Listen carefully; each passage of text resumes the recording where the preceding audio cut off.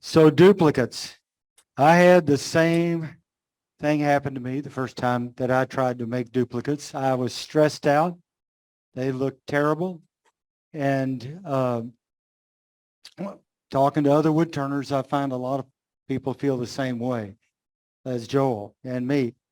So when we're talking about duplicates, I know a lot of people, if they think of duplicates, they say, well, I'm never going to make 4 table legs. But I'm not just talking about that. Now, it can be 2 items that are, 2 or more items that are the same, or on the same piece can be just 2 beads that you're trying to duplicate, okay? And I know there's probably a bunch of turners in here who can just go swish, swish, make a bead, but can you make another one that looks exactly alike on the other side? That's the hard part, okay? When I say exactly, that's not really what we're shooting for. I read a story about a wood turner. He made some duplicates for a client, and when the client came and looked at them, he said, how do you make these identical? And the wood turner said, they're not identical, they just look alike. So that's what we're looking for tonight. Look alike is close enough, okay? So the first thing that I tried, I hadn't been turning very long, and I had never seen anybody turn when I tried to turn 3 beads. And they were terrible. They were the wrong shape, height, width. And what I learned later is I did not have a process. And that's a lot of what we're going to be speaking about tonight is a process. That sounds boring, but I'll tell you, I was sort of figuring this out, but a couple of decades ago, I went up to Vermont and worked with a Windsor chair maker and made a handmade Windsor chair. I worked with a guy named Dave Sawyer, and it didn't take me long to figure out that Dave was a lot smarter than me. He had an engineering degree from MIT, and I really paid attention, and I noticed he had a process for everything. He was sitting at the shaving horse, shaving rounds for the spindles. If he was carving the seat, turning the legs, he had a process. He wasn't just sitting there going like this, hoping it would turn around. So that's when I really started thinking about process. Since then, I've seen some professional turners and read some things that have helped me with this also. So we're going to start with a process of laying out the 3 cuts, beads, coves, and straight. I've heard them described a little more elegantly as hollows, rounds, and flats. So let's just start with flat. That sounds kind of dumb. You think, well, anybody can do that. But I can tell you, if you're trying to do something very long and make it straight without lots of dips and humps or a slight thing, it's difficult. So here's how I used to do it. I would take my calipers, set them for the amount what I wanted, and I would just start going like this to try to find it. Well, it's not very fast, but it's also inaccurate. So if we're going to have process, we need steps, we need targets, okay? So here we're going to create targets. I've got my caliper set to a little higher than I want to end up, okay? When you let your calipers go, they should just fall through. Don't push them.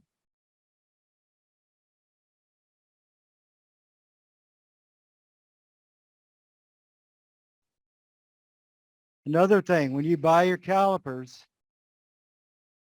they're going to have a point. They're going to have 2 points right here. You need to grind that off. You do not want that point sticking in the wood momentarily and then letting loose and hitting you. Okay, so grind it and get it smooth. So now I have somewhere to go. Okay, I have a target. And we'll just come in here and come down to those where I will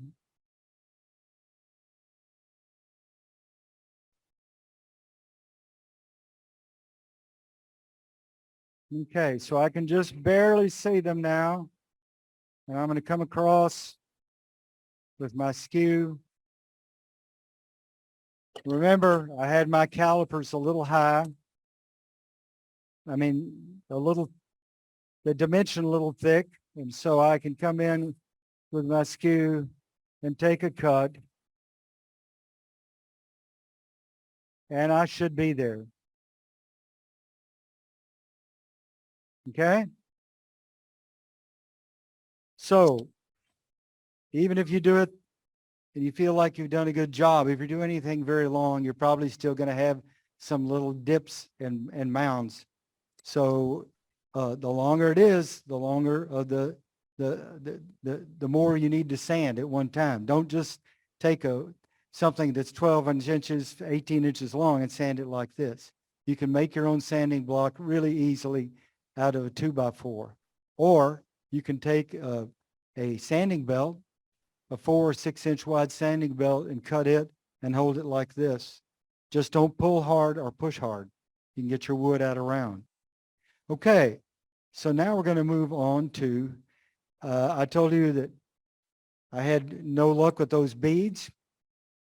I decided I was trying to figure all this out by myself, and how was I going to make these beads correctly? So I decided I would start with an extra thick diameter and work my way down. And if I did it right on the way down, I'd try to keep that going. And if it was screwed up, I could maybe fix it to the diameter that I got to. This was a terrible idea and took a long time and was not accurate. So what we need to do, we need to start with the final diameter of the highest part of your bead. Okay, we're starting with that. Okay, and the way we're going to keep that is we're never going to touch it again until we sand just a little bit of sanding. So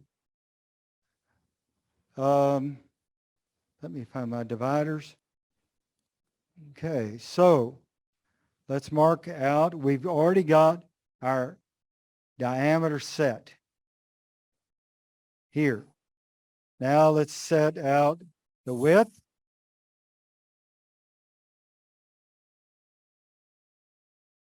Okay, and some people like to mark that. This is like my shop. I have pencils everywhere, but I can't ever find them. Here we go. Okay, some people like to mark the center.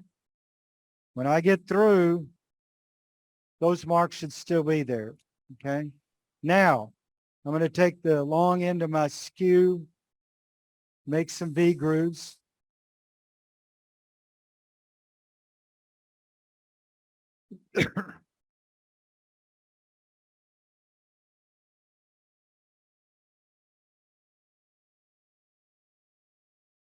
This is, if you have not, I used to have all these people coming up to me wanting to learn how to turn beads with a skew.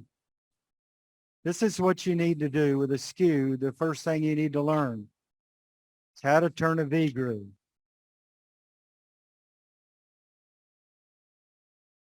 Okay, so I need these grooves to be the same, look the same, be the same depth.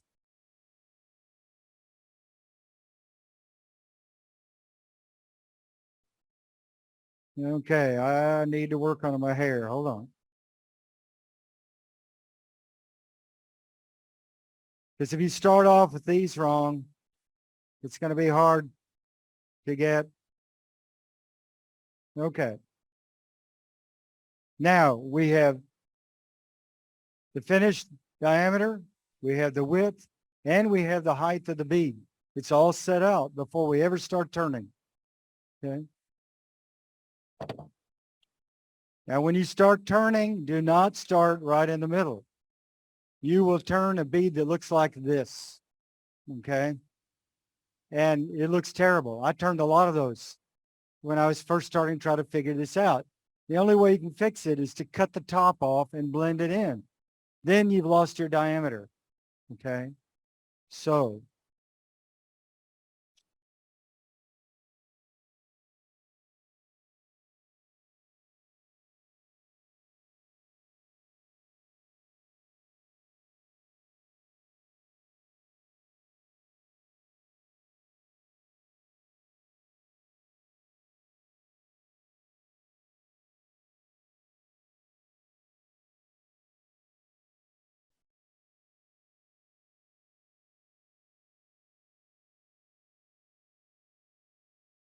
So,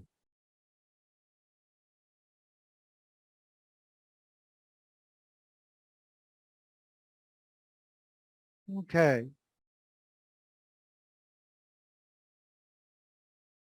Now I could fix this a little more, but we're just going to stop there for a minute. These are kind of short, fat beads, but that's okay.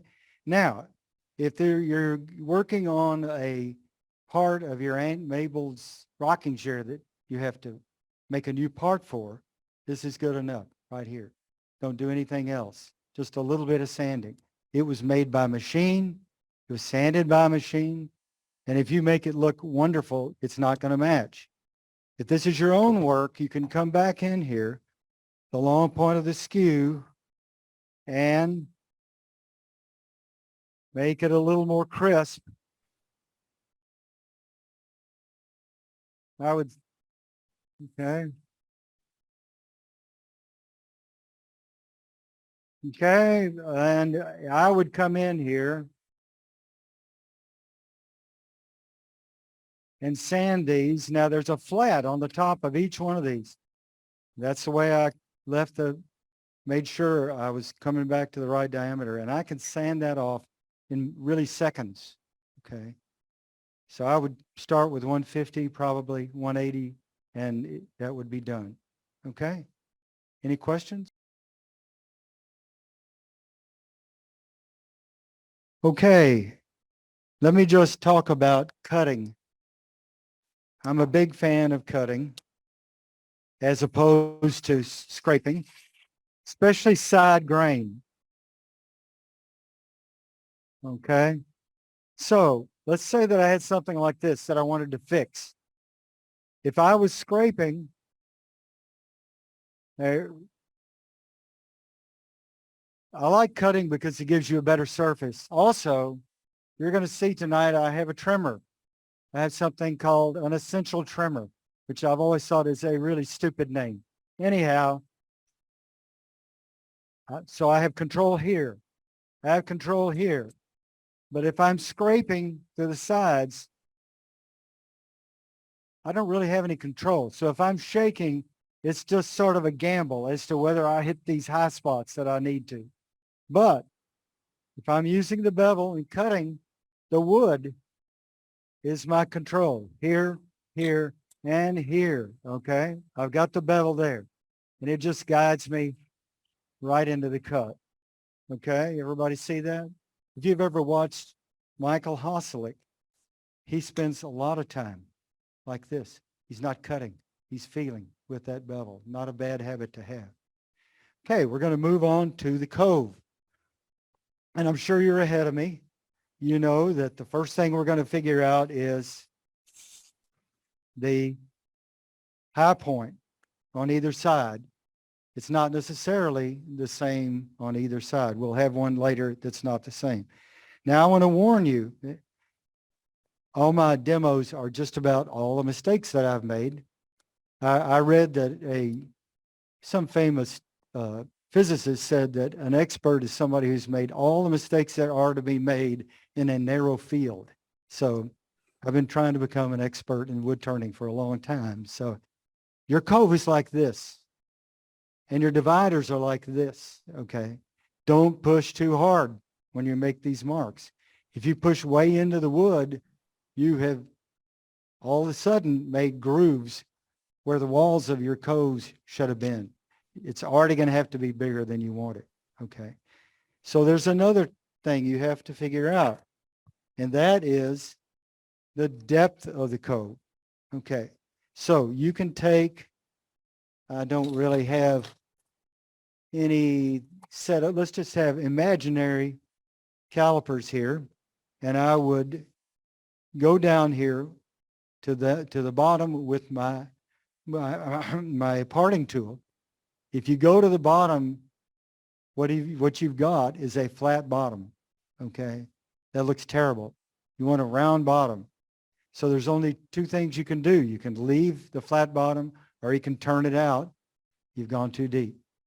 So make sure you don't go all the way to the bottom if you're using this method, okay?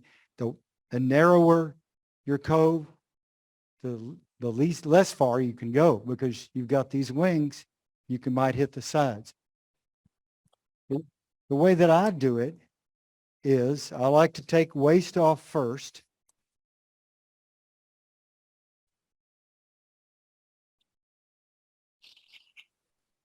You're just pushing.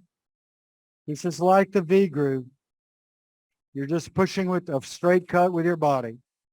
Okay, I've taken out some waste. I come in with the calipers and see where I am. And then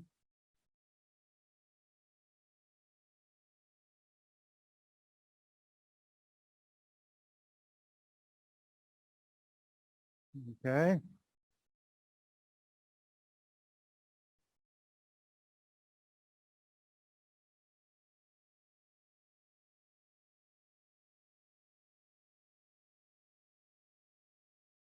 Okay.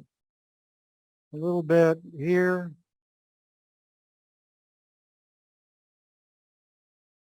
Okay, that's good enough. I have a bad habit of wanting to fool around with everything and make it perfect. But what I was lucky enough a number of years ago to spend several days in classes with Jean-Francois Escalon, an amazing turner, the last classically trained turner from France. He doesn't do that. He gets the shape he wants, just the perfect shape. If there's some little bitty thing in here, he sands it off. And he sands it off in 3 seconds instead of spending all this time going back in. So that is something I would recommend. Don't do like me on that. Now I've got two nice, sharp edges here. Here again, if you're copying machine-made furniture, those have been sanded off, okay? But you can ruin those in about a second with your sandpaper.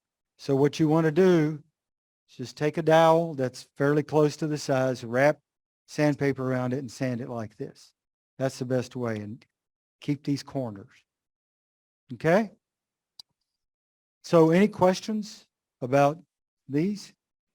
You could show can you show the first picture? Is several years ago, I was watching the Super Bowl and I was shocked to see somebody turning in an ad for the Super Bowl. Here he was. I don't know, it was an ad for a bank, I think, but it's supposed to be a furniture manufacturing plant. And you go to the next one. So here you can see he came up with the final diameter. He got the width. He even marked the ones on the right.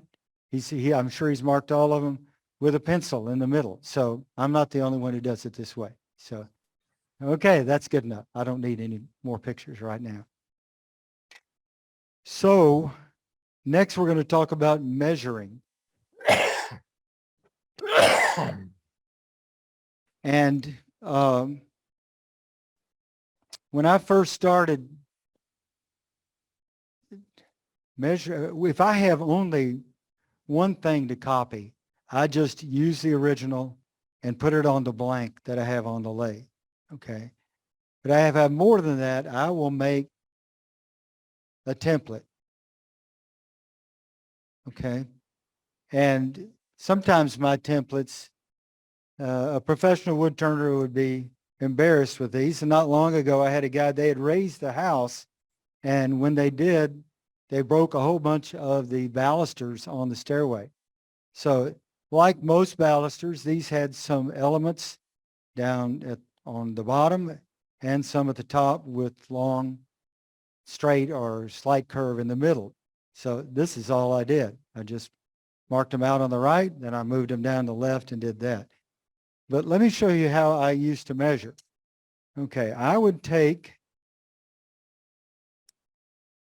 let me go ahead and put this piece of wood on the lathe.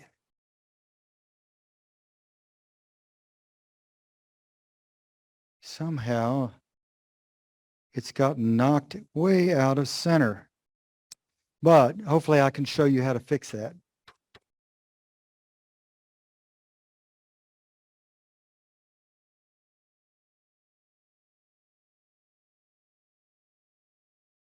Up, backwards. Okay. Up, it's backwards from my lathe, so I'll be doing that all night. So if I was going to copy this, here's the way I would have done it. Now, if you are making something that has a platen, that has the flats like this, before you do anything, you need to make all of your pieces, all of your blanks. If you're going to make 50 of something, you should make all 50 blanks and punch them before you start, okay? You want to be turning as much as possible. And you don't want big gaps between when you're turning. You want your brain and your body to remember what you did, okay? You don't want to stop and go saw another piece.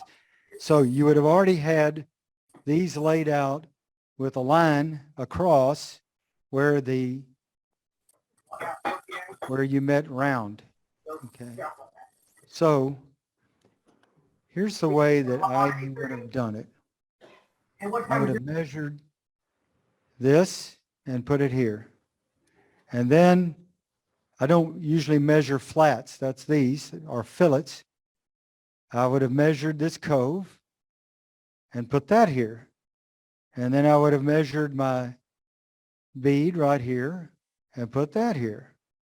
And I can tell you by the time I got out to here and looked at my blank, I was off. Okay. And the first time I found I was off, I was a little irritated, but I thought, well, I'll be more careful. I was off again. Okay. What's happening is you're making an error on every one probably. They're just too small to see. But by the time you get over here, the composite error is visible. Okay, so here's the way to do it. You need somewhere to go every time, okay? You need the same, you need one leg to never move. So I would measure from here to here, and then I would go to my piece and do the same thing. Then I would keep the leg right here, go measure to this end of the cove, go back and do that, go measure to the end of the bead, and like that. Okay, you're going to have a lot more, everybody understand how I'm doing that? You're going to have a lot more luck doing that. I like to come in and make sure, I'll come in and measure the bead and check and make sure that I did that right. So if you run out of room, your dividers aren't long enough to get it all. You just have to move over here. Find a place that you know is accurate. That is now your spot that you measure off of, okay? So what we're going to do now is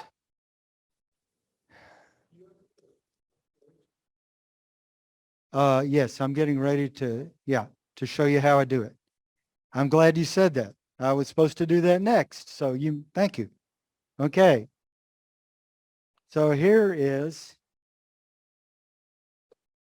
how you do the story stick. You do it the same way, obviously. You measure we'll just measure this from here to here. Let's say that's it. I'll just show you on the back here. Can you see which way? This way, this, okay? Okay, I'm sorry. So we'll say that this is our constant. I'll go over here and just put you a little hole. Your story stick, you can make them out of a lot of stuff. If you're going to be doing a lot of these, then you should make out of something that's good, like a good piece of plywood. This is not a great piece of plywood, but so I marked it. Now I'm going to take my knife, make a little kerf there. Okay. Now I'll come in with my triangular file and put a groove. That way, like that. That way, when you're marking your piece, you've got something positive. You're not just trying to find a line, okay? Put your pencil in that groove. the mark. Everybody understand? Now, when you're making it out of plywood, you want this top layer perpendicular to your wood. You don't want it going parallel because it'll crack, pieces of it will crack off. Okay. So I just saw that I have a problem, and we're going to see if I can show you this, how you fix this problem.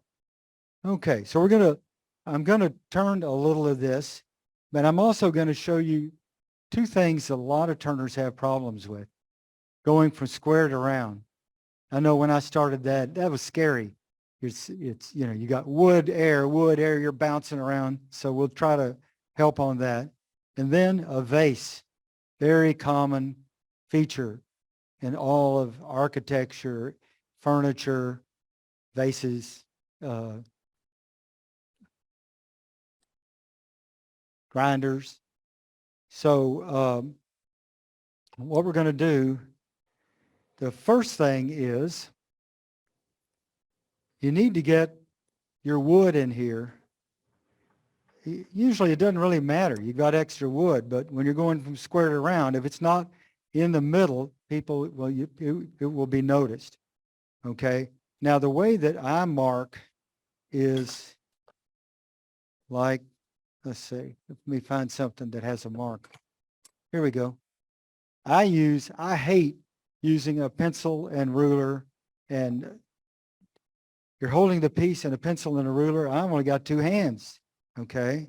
And usually I guess I'm clumsy. Usually one of these edges is bugged up, so I don't really know where it is.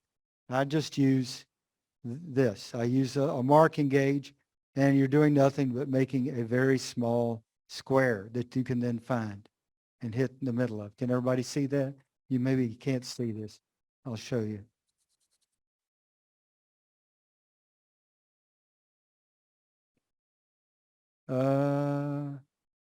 Sorry. How's that? Can you see it now? Here they are. Well, I can't really draw it. Anyhow, there's a little square there. It's much easier to measure off the flats than off the corners. And also, if this is a rectangle, it still works fine. Okay? So let's come in here. I can see that this is off, but there's also, here's one way to find out if you've in the center. You can just take your pencil like this. Okay?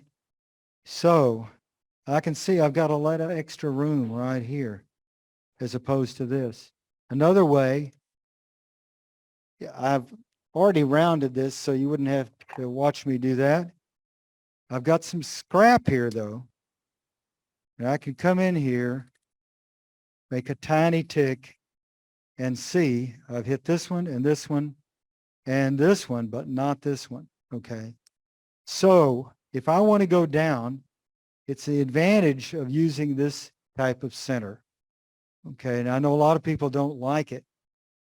If you are using I know that slip drives are really in right now. I hate slip drives, I'll tell you. But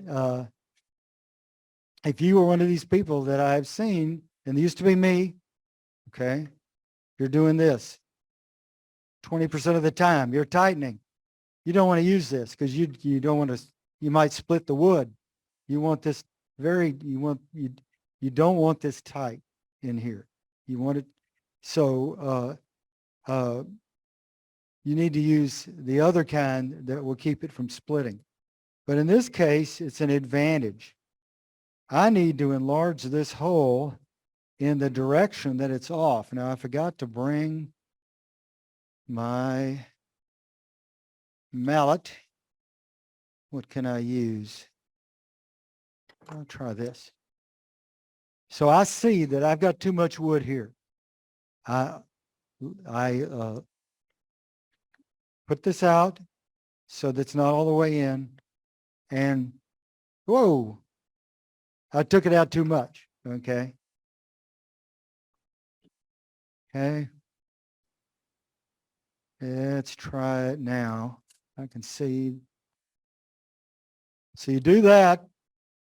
and then you screw it in. You're trying to enlarge the hole and move everything this way. Okay, let's see if I got close. I'm not going to try to get it perfect because we don't want to. No, I didn't move it. I can see. Let me try one more time.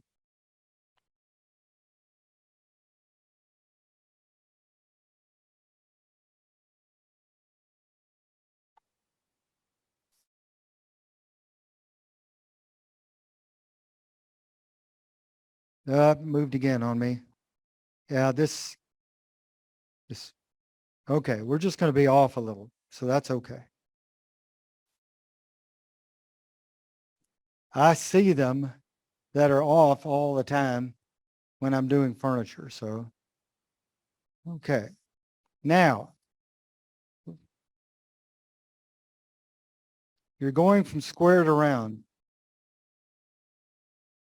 What you're worried about, of course, you want a nice face, but these corners and these tips right here, points are precious, okay? You do not want to knock those off. And I can remember gluing one back on one time. So it was not the happiest moment of my career. And so how do we do that? One way we can come out here. You've got a piece of wood and you're testing it. I have, this is all going to be turned off. So I can come out here and turn it a little bit and see how it acts. Okay, is it punky or chippy? Okay, I can also just practice. That's what you're doing. You can come out here, and as long as you don't go below, go into round, you can practice. Okay, and just do that. Now, if you see that you're having problems, and it's some kind of wood, and you're going to turn here and affect the grain all the way, there's a couple of ways you can handle that. You can take a fine tooth saw and cut right here, just in front of where you're coming. Only need to go about 1/4 of an inch. Make sure if you have this shape, let's see if I can get that on there. Okay. This shape, which is a curve, that's your cut is in that direction. Now, if you're designing something, this is what you want. Straight in 90 degrees is not really good for wood turners, okay? Not good for wood. The point is very delicate, easy to knock off or bruise. Also, if say they're on a porch outside, if it's 90 degrees, the water can't run off, okay? So it's better to have this. And it's also, this is easier to turn. So that's another good reason to have it. So we're going to come over here.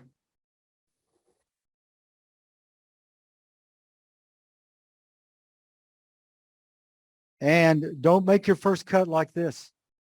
If you, another thing, a better way, I think, is to take clear packing tape and put it right around where your line is. Okay.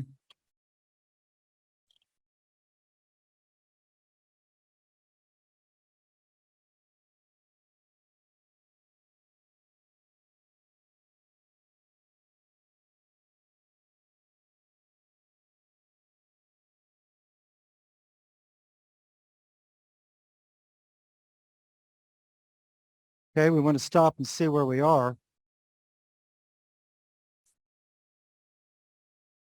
Okay, we're just about on the line. We just need to go a little deeper. I'll show you about my drive there later.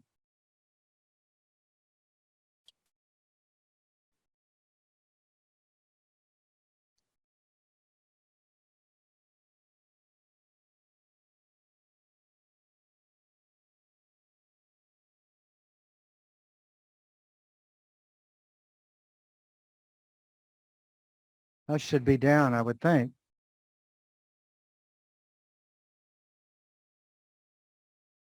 Yeah. Okay.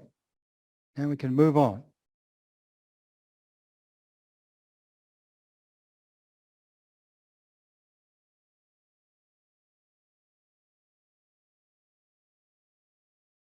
Get rid of this wood. Now, let's get this round.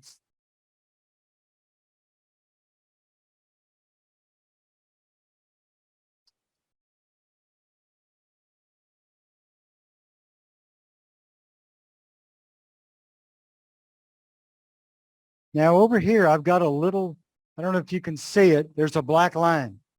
That is a V groove from the point of my skew. Okay, so when I'm cutting up to this face, I don't want to cut into the face. I want to cut into that groove. Okay.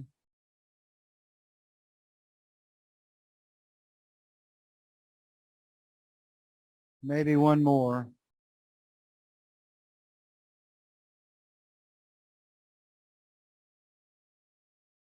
Okay, that's good enough. We will see what I've got. Yeah, that's nice and clean. Okay, so now we can mark with our template or storyboard.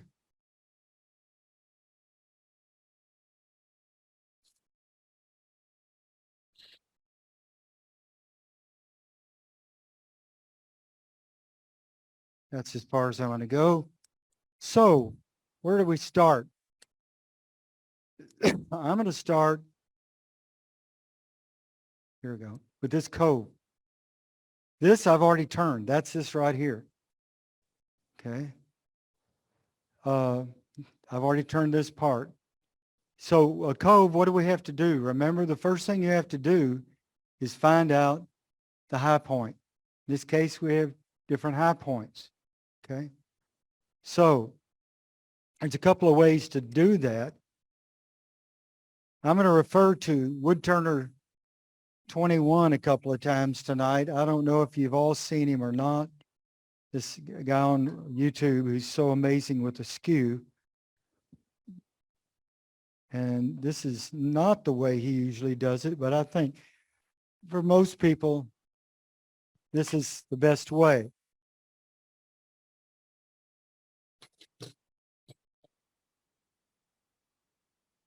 One, two, and just make sure. One. Okay. So you set your calipers. You got to make sure this is the void here. I don't go right on the line where the bead is. And I don't go all the way down, because you're not going to have a great cut here with your skew. I mean, with your parting tool. On the other side, right here, I can see it. It's about a 1/16 of an inch plus. I'm not going to measure that. I can see it. Now just do it by eye. Get rid of some waste here. Okay, now I can come in, kind of clean some things up with my skew. I'll cut all the way down here. Remember, I made this high. I'm cutting a little groove down there. Same thing over here. Okay. Here's the other side of the bead. We'll go ahead and get some waste out here. Now, one other thing, I know that this bead is 1/8 of an inch lower. So I don't measure it. I know sort of what 1/8 of an inch looks like. And I'm going to come in here. This is a good way to do it. I used to just go zip. And then I'd think, I wonder how much I took off. Okay. So now I can look down and see how much I took off. You want this to be nice and clean, because remember, we're not going to be turning the top. Okay. Now we're going to come in, clean up these flats or fillets. Here again, I'm going to that little groove.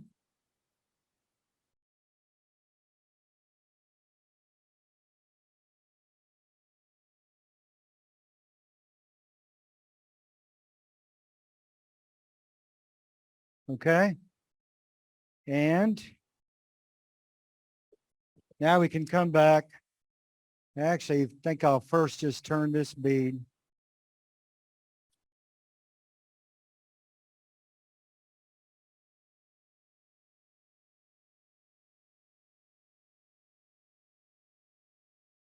Okay, now we can, whoops, now we can cut this cove.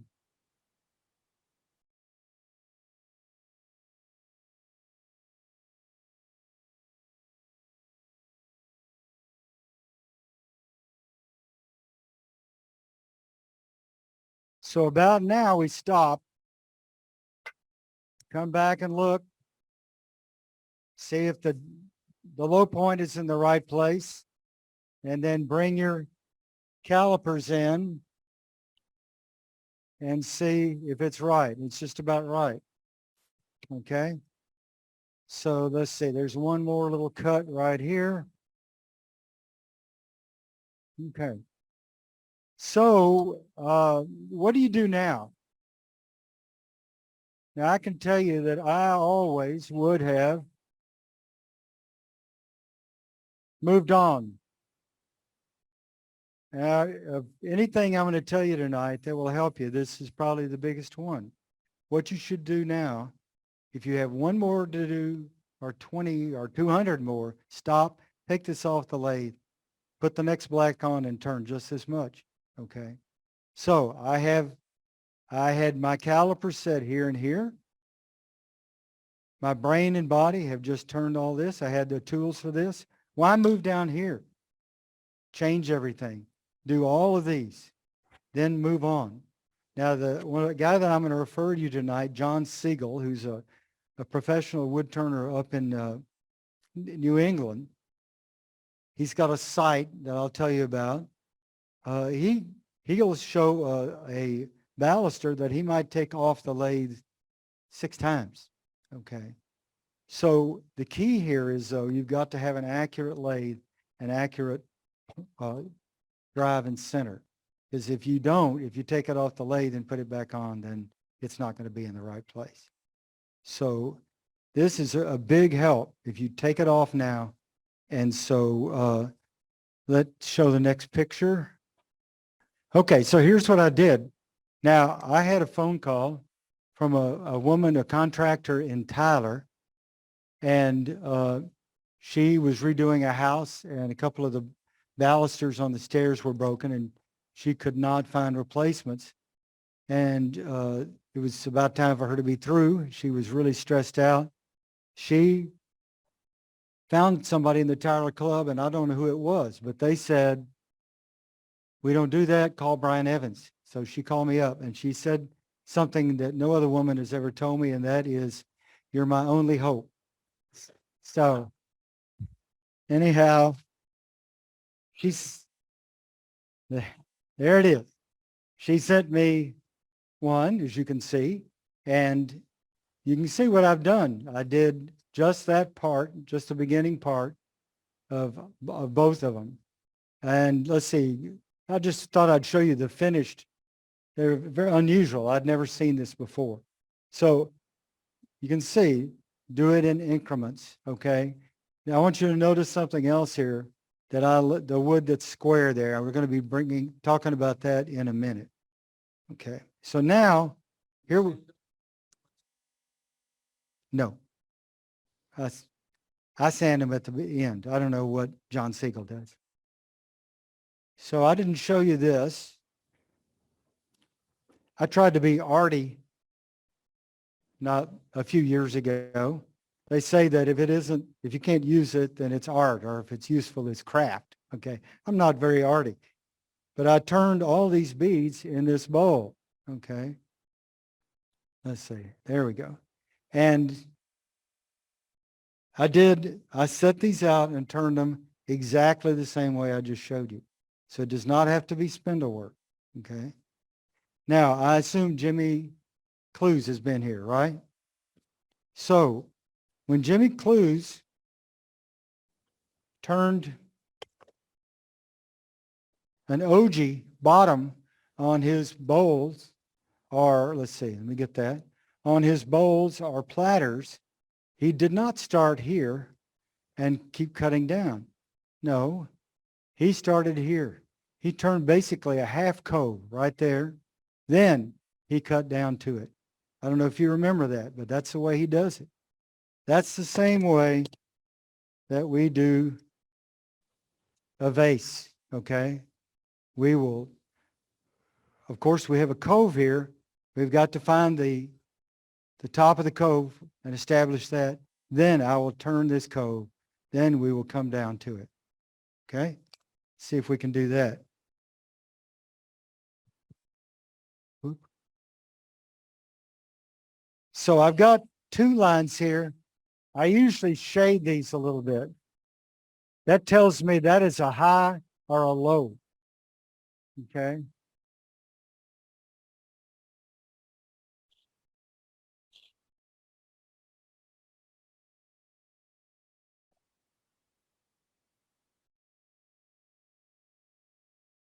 Okay, now Woodturner 21, if you've seen him, what he does, he takes his skew and takes off huge bunches of wood and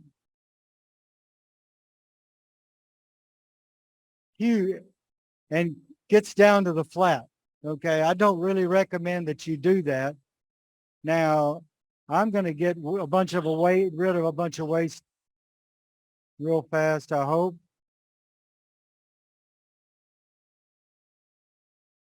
Okay, let's see where we are. We're there. So we come in and create this flat.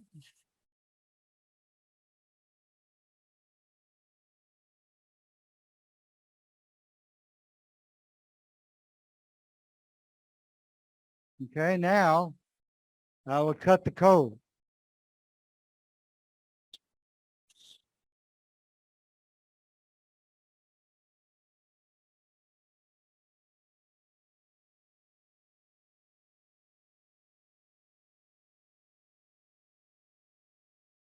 Okay, so we can come in and bring our storyboard back and see where the bottom is. It's right there. Okay, right there. And then you can check with your calipers. I've kind of gotten them out of order. We have imaginary calipers here. And you check to find out that you're in the right place. So let's go down to that.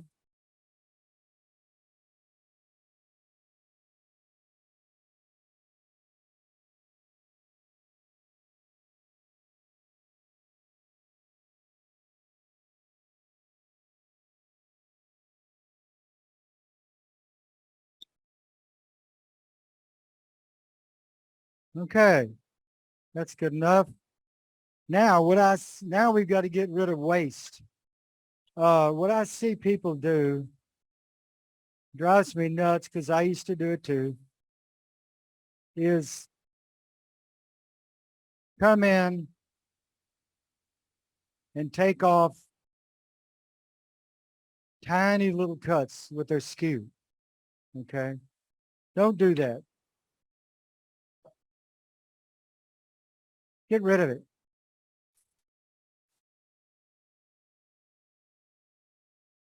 Okay. Now, we might want to come back in, check one more time. Don't be afraid to just check again. Okay. I'll finish up this cove.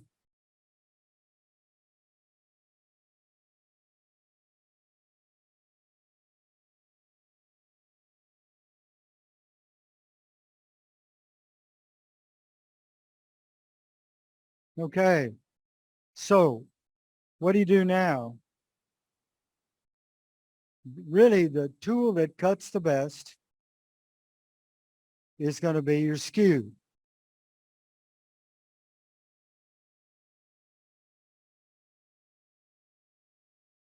So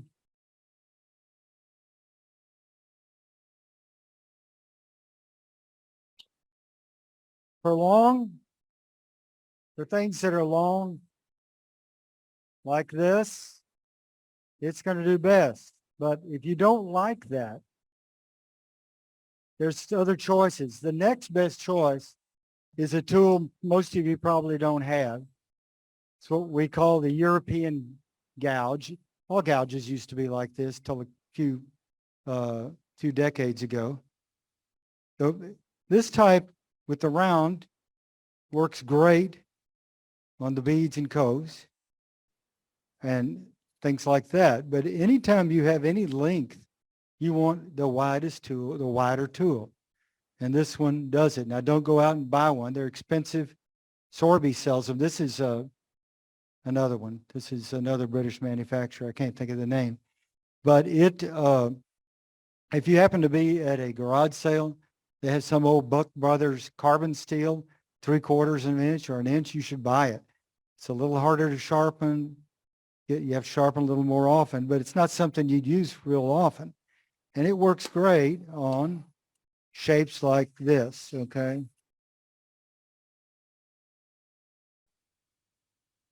Now, I had the little flat on the beads. Well, on this bead, I don't have a flat. I just turned that off. But this gives you a good surface, not as good as the skew.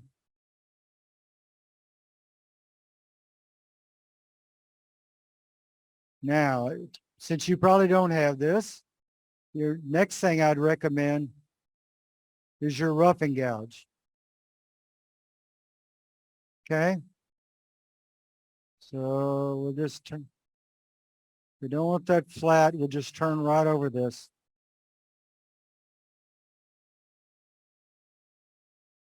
And I'll get,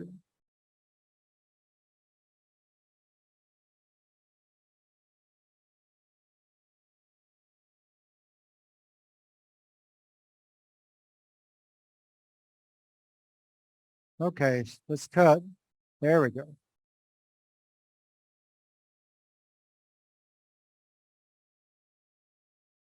Okay, let's say that's good enough.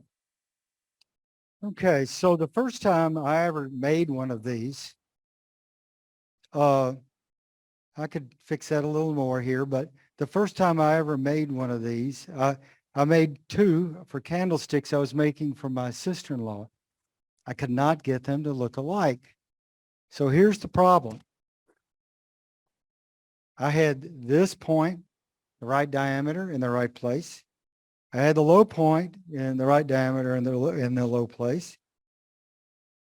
Somewhere in here, it goes from being a round to a hollow, okay? It should be one point. That's something that makes the vase hard to turn. You shouldn't have a flat in there, okay? So it goes down, and there's a point in here. Now, if that point, you can have these correct, and that point can be different places, okay? And if it is, they're not going to look alike. There's two other things, the entrance angle and the exit angle. I could make a steeper entrance angle right here, quite a bit steeper, and still come down and have this as my low point, right in the right place. And I could make this steeper. So if I did it, if they were like it, you need to match this point where cove meets bead, and the entrance and the exit angles. Okay, everybody understand? Okay, so now let's just talk about, you hope you don't laugh about this, but I'd be embarrassed to tell you how long it took me to figure out this. You put a piece of wood on the lathe, and then what do? Where do you start? Okay, it took me a long time to figure that out. So I will tell you now, the first thing you do is to look to make sure it doesn't have any cracks or loose knots or bark or something that's going to hit you. The next thing you do is say, is it going to vibrate? The bugaboo of spindle turning. Okay. So the rough guideline is 1 to 10, 1 to 11, 1 to 12. That's diameter to length. Okay. So the time to worry about your vibration is before you start. If you wait till it's vibrating, you're really screwed up. So you can show the next one. Now, if you saw the picture, yeah, well, here we'll go back. This is one where I was telling you about doing things in stages. So you can see what I did here. I cut down to round. I cut the faces down to round, and I cut all of these pieces to the largest diameter of the piece. You can see there's one that's finished turn. Not a real exciting. This was a table and two stools, well, they weren't chairs. I don't remember what it was, but so I have done that. Now I can just put it back on the lathe and turn all the shapes. Everybody, okay? So let's try the next one. Okay. So I forgot to bring the one that shows me holding the two pieces. I had to do 3 of these columns, and the first thing I did, it was obvious that they were going to vibrate. Before you turn anything around, before you do anything, you go to the center, near the center, and turn a small round 2 or 3 inches wide, maybe 2 inches. Then put your steady rest on it. Sometimes you may already be having trouble, so you might have to steady it with your finger, and you might use just a small round nose scraper to help you, but it's got to be smooth, okay? Then you can start, okay? Don't wait till it's vibrating to put your steady rest on. In this case, you'll see what I did. I started in the middle, went to the right like this. It just so happens that these pieces were they were a carbon copy of each other on either side. So instead of doing this, moving everything over and doing this, there were 3 of them. I just did this, got finished, turned it around, did this. I did that 6 times. So you're going to be a lot better off if you do the same thing and then not go over here. Some of you may turn better this way. So you just choose. We all turn better one direction, I think. So choose your direction. If you ever have that happen, you can just turn it around. So now you saw, I told you to pay attention to the square on the ladies, the spindles, okay? So when you go from square to round, how much wood do you take off? Does anybody know? 22%. So if you see something that you're not going to put the steady rest on, or even in that case, I left this other part square. I turned this, then I turned it around, rounded it, and turned it.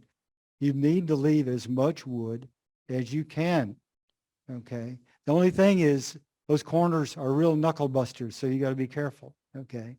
So I knew that those spindles were going to vibrate.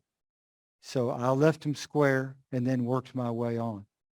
Okay, so let's talk about the problems that I had here.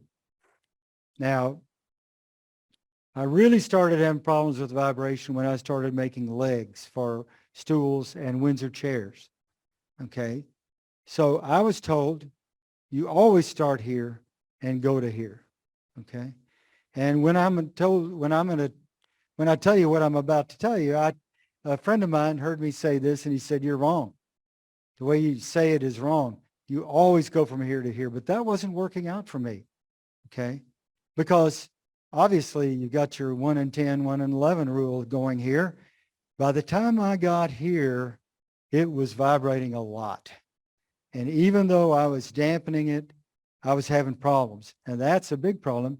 This is the hardest part to turn, and it's the focal point of the piece, okay? So let's see how we handle this other ways. Now, I've made a lot of these Robert Roseanne type ornaments. And let's see, closer here. Okay. And let's show you how you do this, the finial. Okay, so here we have the finial, which I've started. Now, I went from here to here, but I didn't do it because the rule is you go from right to left.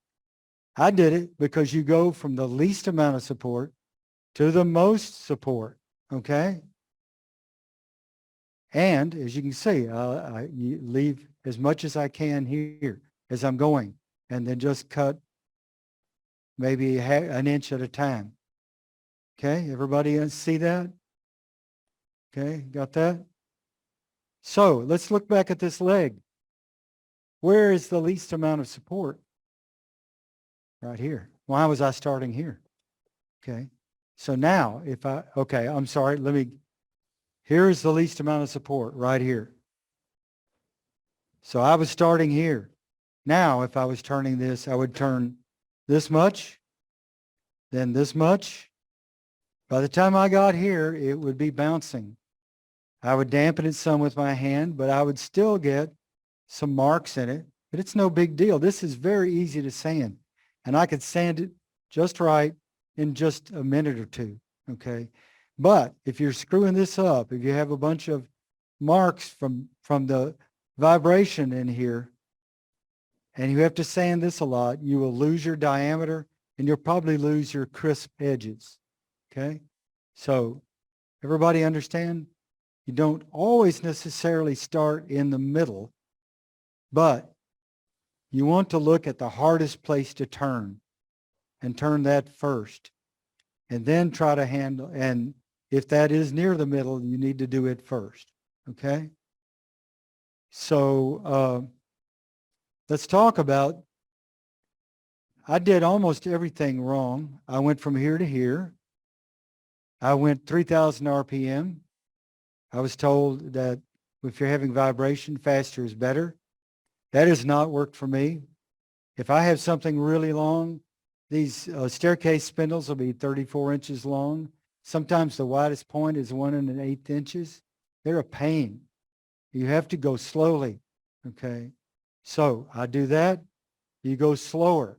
I decided I could defeat this if I bought a great big old beautiful European gouge, Henry Taylor, 1/8 of 1 1/4 inches wide or something. I thought with this stability, I can defeat the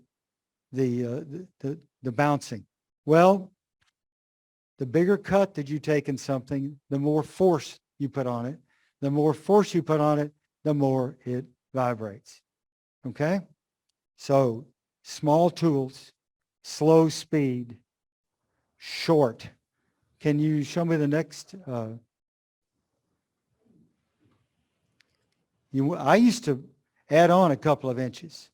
And I thought, well, if I screw up somewhere, maybe I can, if I have this extra length, I can fix it. Well, length is your enemy, okay? You don't want things long. Could you, can you do the next picture? There we go. These things are a pain. And show the next one. Okay, so that's how I handled this one. Just made it 2 pieces with a mortise in the flat. So another thing that I have found, so I'm talking about smaller tools, slower speed. Sometimes the bevel doesn't work for me. You're going like this, and if you've got the bevel on the wood, if your point, if it jumps on you and your point digs in, and then your bevel hits that, your point will then mirror what happened to your bevel. It'll do it again and again and again, and you're just going to have that row all the way down. So if you're having big problems, you want to try going straight ahead. Now I'll say to you, the things I'm telling you, if you have a method to defeat vibration, go for it. I am not somebody who thinks there's only one way to do things, but these are what I have found. You'll find if you have something like that spindle I just showed you, if you just go out and casually stick your gouge or your parting tool into it, it will go brrr, make you jump. The wood will look like it's jumping over the tool, and you'll put a nice little gouge in your work. Okay, so you got to be careful. So you can, if I have something really tough, I'm going like this or like this to get it roughed out. Then I will take my skew. In this case, I want a round curve on my skew, and I'm not cutting the whole width, and I have it flat on the rest, and I'm cutting as the wood is coming over, not in the side. And this is how I get the finished cut, which is not going to be as good a finished cut as I just did here, but it's close enough. Okay, any questions about that? Okay, well, let me show you the last one. Another thing is you don't want a lot of pressure coming in here. Okay, as little pressure as you can. So the guy next to me, the carpenter in the next space, has a daughter, and last year she turned 11. That's when, if you're a Harry Potter fan, you go off to Hogwarts and get your wand. So he asked if I would turn some wands for her birthday party. And these are about a foot long and maybe 3/4 of an inch at the widest. And in this case, obviously they were going to vibrate. I did the handles first. Okay. And then I just worked I left the other part in a square. Okay, I left as much wood as I could, the wand part. And then I just worked my way toward the tip about an inch, inch and a half at a time. And in this case, I had something new happen. I have a small roughing gouge that's ½ inch. So I used it to rough it out to almost the right diameter. And then I used a 1/4 inch skew with a very short bevel and actually was able to cut with it. And I got a fairly good cut. I didn't have to sand a whole lot. So they turned out nice, I thought. So that's about it. Let me just say one other thing about duplication. People don't notice. This is good news, I'm telling you, okay? I have been in houses, I pay attention to the balusters on stairways since I've made so many of them. And I've been in a number of houses where they didn't match. People that lived in these houses for 30 years, they'd never noticed, okay? People don't notice, okay? So I have another story that I read, supposed to be true. A man decided he quit his job. I'm going to be a professional wood turner. And he was lucky. He got a big commission right away to make over 600 spindles that were going to go around the walls of a bar. Well, he started worrying. He was turning them and they weren't looking exactly alike. And he's thinking, oh my gosh, they're going to be so upset. And they're going to criticize me as they look around and they're not perfect. Well, he started thinking about it and he thought, well, you know, bars are dark. People are drinking. They're not thinking about spindles. They're thinking about sex and sports. This will be the easiest job I've ever had. Nobody will ever notice. Okay, so that's the good news, I can tell you right there. So if you have any other questions about the things that I've been going on about, I have this. I'm sorry? Yes. This is a Badger safety spur invented by John Siegel. He is this production turner I was telling you about in New England. He has a website called Big Tree Tools. Has a number of articles. Some of them are pretty complicated, but he has articles on what I've been doing tonight. And he also came up with this. Let's see. Let me take it out and show you. Maybe I can get it closer.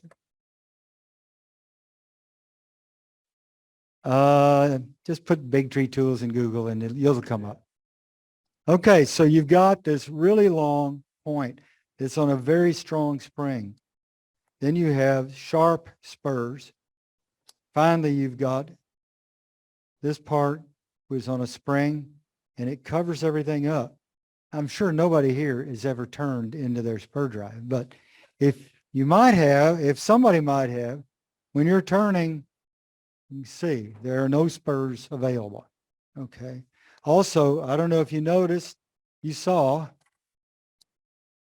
when I was turning, just move everything here. Yes. Badger safety spur.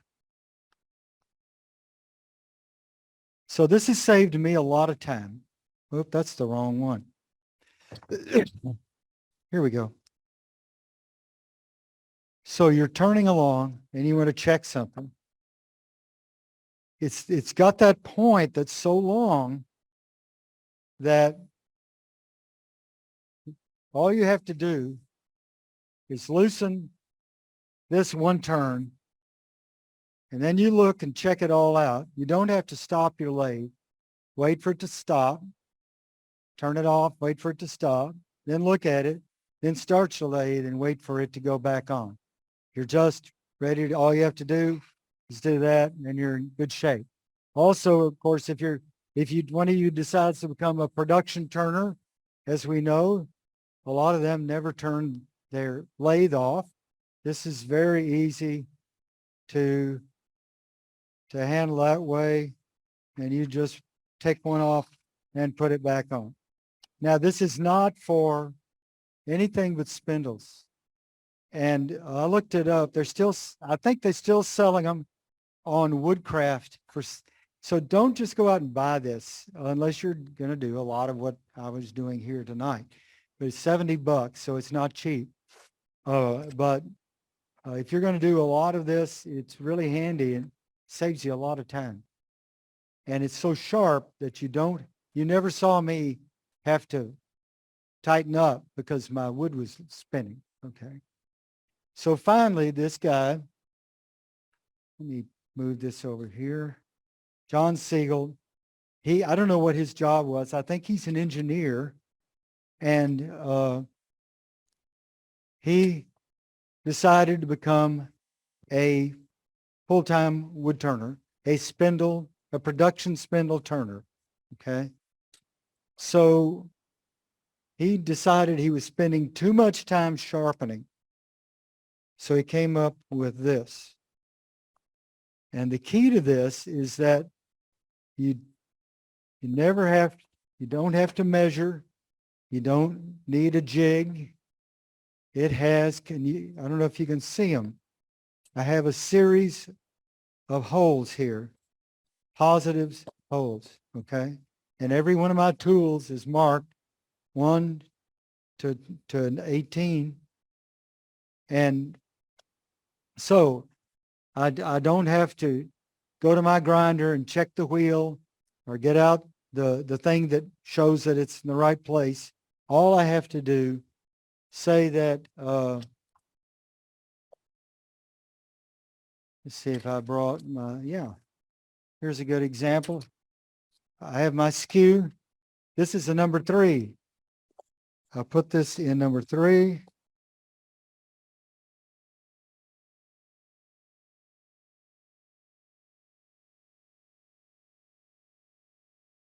That's green compound. I'm through.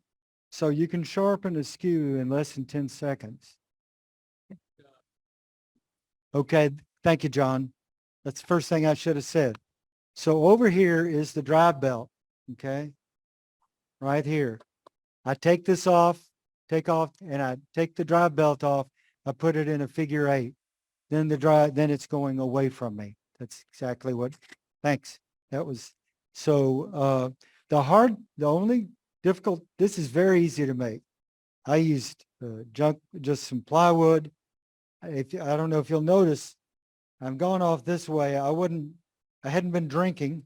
This is a Harbor Freight machine, and the platen was pointed sort of off here, so I did my holes off this way. The connection here is the hard part. Right here, you've got this piece that holds your buff. You can buy this at any hardware store, I think, okay? And in here you have a drive that's coming out that was meant to drive the disc sander. You've got to make a connection in between. Now, I forgot to look him up, but here's what you do. Go on the internet and put belt sander sharpening wood turning. If you don't put wood turning in, you're going to get all the knife makers, okay? Put in wood turning. There are several websites of guys who have made this. There's a part at Home Depot, it's nylon, that you can buy, and you just drill a hole in it and to fit this. I was lucky. I loaned it to a friend who was interested, and when he gave it back, he'd made a metal part that fit. So another advantage of this is I have grit from 40 to 400. I usually use 180, okay? But I can change if I need to take a lot off, I can put 40 grit on in about 20 seconds, okay? So that's handy. The down thing is, of course, I'm buying sanding belts. And if you have bought one of the new CBN wheels, that's probably good for your lifetime. So here's how I do my gouges. So anything that's straight, this is how I do it. So if I have let's see, what else? This is pretty straight, this European gouge. It's a number 11.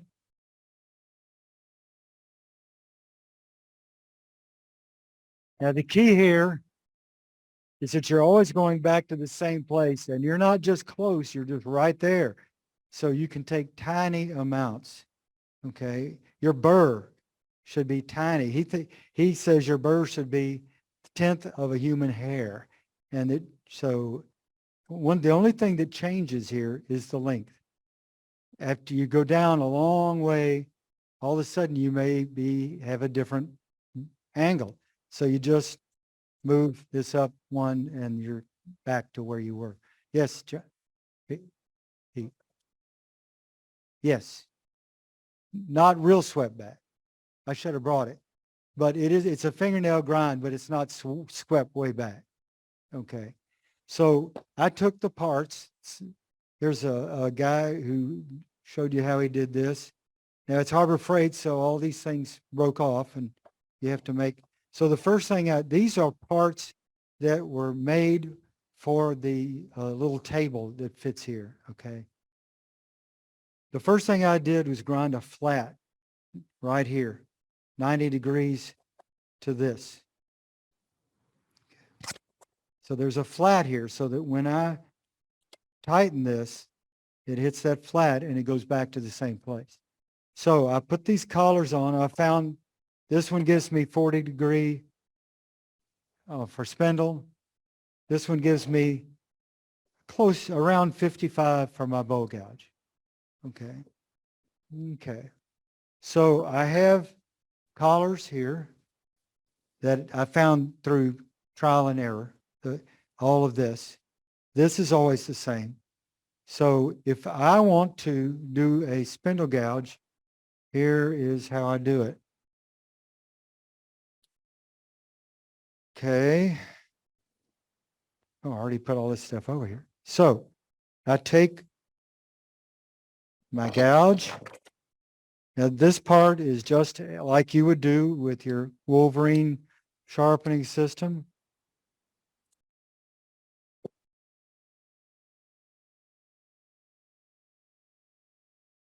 And I have a thing that shows you how far it sticks out of the tool. So all I have to do, I don't have to measure anything, and I don't have that arm to try to put it in the right place. I just do this. I'm not pushing hard. And just barely touch it here to get the burr off, and you're done. So it is, I can tell you, I'm sure that this probably does not get tools as sharp as, say, a Tormac. But you saw tonight that I can turn. It gives me, it does what I need. That is, it doesn't get dull right away. It has a sharp edge. I can stop and pick up a cut. Those are all things that, tell you your tool is sharp. So it has saved me a lot of time. Okay. He just uses, I don't know if I brought it. He uses just the old time grind on his gouges, so he can sharpen where you just put it in here and go like that and get sort of a pencil. And he sharpens his, he says he complains because it takes 11 seconds to sharpen a skew, and he can sharpen his gouge in 7 seconds. So he not only is it fast and does it take very little off your tool. Now, one thing about it gives you a flat bevel. I really wondered about that. I had read some experts like Michael Dunbar and some others who had said you should have a flat bevel on your skew. I had used hollow grind and honed it for all my career, and it worked fine. I really think especially for that cut, going from square to round, your skew does work better with straight, but just a little. Okay, may not. Anyhow, the other thing is that he emphasizes is here again, you're away from your lathe a very short time. You've got all these things going on, your brain and your hands. You don't want to go over here and spend 3 minutes sharpening and come back. You want to go over here and spend 10 seconds sharpening and go back. Okay. I haven't gotten it fixed up for scrapers. So, but I guess there's some way you could do that. So, any other questions?